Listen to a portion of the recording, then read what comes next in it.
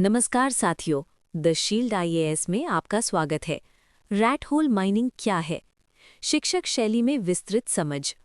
बच्चों, आज हम एक ऐसे विषय को समझेंगे जो भूगोल, पर्यावरण, अर्थव्यवस्था, समाजशास्त्र और शासन इन सभी से जुड़ा है। ये यूपीएससी के लिए भी अत्यंत महत्वपूर्ण है। विषय है रैट होल माइनिंग। सबसे पहले समझे रैट होल माइनिंग होती क्या है।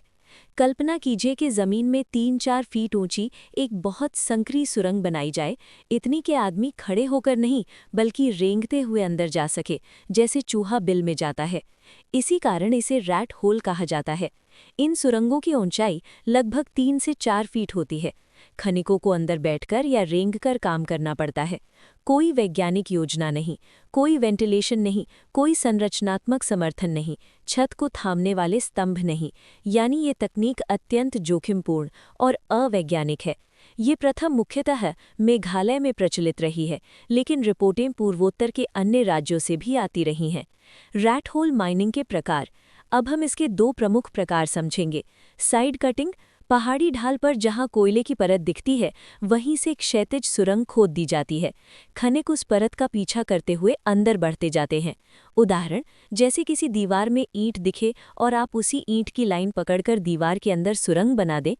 बॉक्स कटिंग, पहले एक गहरा ऊर्ध्वाधर वर्टिकल गड्ढा खोदा जाता है, फिर नीचे पहुंचकर चारों ओर क्षैतिज सुरंगें निकाली जाती हैं। ये संरचना ऑक्टोपस की भुजाओं जैसी दिखती है। ध्यान रहे, दोनों विधियों में कोई वैज्ञानिक डिजाइन नहीं, कोई वेंटिलेशन नहीं, कोई सुरक्षा स्तंभ नहीं, इसलिए ये डेथ ट्रैप बन जाती है। विधिक स्थिति। अब प्रश्न आता है, क्या ये कानूनी है? नहीं। वर्ष 2014 में राष्ट्रीय हरित अधिकरण एनजीटी ने इसे अवैज्ञानिक एवं अवैध बताते हुए प्रतिबंधित कर दिया। इस प्रतिबंध को सर्वोच्च न्यायालय ने भी बनाए रखा। वर्तमान में रैट होल माइनिंग अवैध मानी जाती है। खन एवं खनिज विकास एवं विनियमन अधिनियम 1957 MMDRA एक्ट का उल्लंघन है। फिर भी ये क्यों जारी है? Persistence factors. अब यहाँ यूपीएससी का महत्वपूर्ण विश्लेषणात्मक प्रश्न आता है, जब प्रतिबंध है तो ये बंद क्यों नहीं होती? भूवैज्ञानिक अनिवार्यता। मेघालय में कोयले की परतें बहुत पतली होती हैं, अक्सर 2 मीटर से कम। ओपन कास्ट माइनिंग यहाँ आर्थिक रूप से व्यवहार्य नहीं। अधिक मृदा हटानी पड़ेगी, लागत अधिक, इसलिए लोग सीधे पतली परत को लक्षित करने के लिए रैट होल विधि अपनाते हैं। आर्थिक निर्भरता। कई स्थानीय समुदायों के लिए ये आय का मुख्य स्रोत है। कोयला त्वरित धन देता है, पूरी स्थानीय अर्थव्यवस्था इससे जुड़ी है। विकल्पों का अभाव। औद्योगिक विकास नहीं, रोजगार के वैकल्पिक अवसर नहीं, इसलिए लोग जोखिम जानते हुए भी खदानों में लौटते हैं। मांग। Demand side factor. स्थानीय और क्षेत्रीय उद्योग सस्ते काले बाजार के कोयले पर निर्भर हैं। संस्थागत गठजोड़। रिपोर्ट संकेत करती हैं कि खदान मालिक, स्थानीय प्राधिकरण, राजनीतिक व्यक्ति, इनके बीच गठजोड़ के कारण प्रतिबंध के बावजूद ये व्यापार चलता रहता है। रैट होल माइनिंग से जुड़ी गंभीर चिंताएं। अब हम इसके प्रभाव समझेंगे, जो यूपीएससी में बहुआयामी प्रश्न के रूप में आ सकते हैं। सुरक्षा जोखिम। इन खदानों में छत धंस सकती है, बाढ़ आ सकती है, जहरीली गैस भर सकती है। वर्ष 2018 में क्सान में बाढ़ की घटना इसका उदाहरण है। बाल श्रम। इन खदानों में बच्चों को काम पर लगाया जाना गंभीर मानवाधिकार उल्लंघन है। जल प्रदूषण।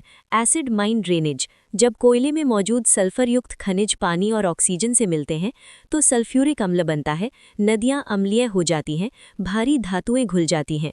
प्रभावित नदियां कोपिली नदी, मिंतदू नदी, लुखा नदी, इनमें जलीय जीवन लगभग समाप्त हो चुका है।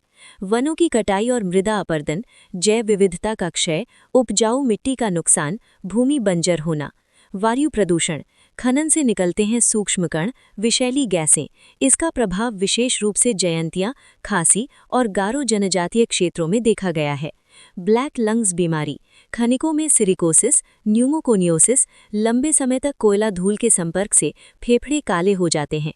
नियामकीय चुनौती। अब समझिए प्रशासनिक जटिलता। ये क्षेत्र 6ठी अनुसूची के अंतर्गत आता है। यहाँ भूमि और खनिज का स्वामित्व स्थानीय समुदायों और एडीसी के पास है। केंद्र का नियंत्रण सीमित है।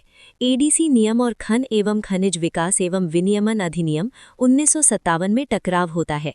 इसके अलावा मानव संसाधन की कमी, भ्रष्टाचार, राजनीतिक हस्तक्षेप, इन कारणों से प्रवर्तन कमजोर है। समाधान क्या हो सकते हैं? अब हम नीति आधारित समाधान समझते हैं। प्रौद्योगिकी निगरानी, ड्रोन, उपग्रह चित्रण, जीआईएस मैपिंग, केंद्रीकृत डेटाबेस। वैकल्पिक आजीविका, अनानास की खेती, इको पर्यटन, कृषि उद्यानिकी। खनन पर निर्भरता कम करनी होगी। सशक्त माइनिंग ईएसी, अतिरिक्त सहायक आयुक्तों का अलग कैडर, एक ही केपीआई, सीधे एनजीटी को रिपोर्ट, राजनीतिक दबाव से मुक्त। MEPRF का उपयोग, Meghalaya environment protection and restoration fund, पूर्व खनिकों को पारिस्थितिक पुनर्स्थापन कार्य में रोजगार। ग्रीन कॉर्प्स का गठन, नियंत्रित ओपन कास्ट माइनिंग, जहां कोयला परत मोटी हो, वैज्ञानिक ओपन कास्ट पद्धति, वेंटिलेशन, सुरक्षा स्तंभ, यंत्रीकरण। लेकिन इसके लिए छोटी भूमि जोतों का एकीकरण, सहकारी मॉडल आवश्यक है। निष्कर्ष, रैट होल माइनिंग केवल पर्यावरण का प्रश्न नहीं है, ये आजीविका बनाम पर्यावरण, परंपरा बनाम कानून, स्थानीय स्वायत्तता बनाम राष्ट्रीय नियमन, गरीबी बनाम सतत विकास, इन सब के बीच का संघर्ष है।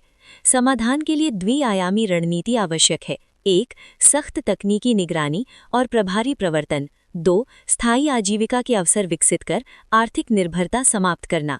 अगर आपको ये विश्लेषण उपयोगी लगा हो तो इस वीडियो को लाइक करें, शेयर करें और चैनल को सब्सक्राइब करें ताकि यूपीएससी से जुड़े ऐसे गहन विश्लेषण आपको लगातार मिलते रहें। जय हिंद।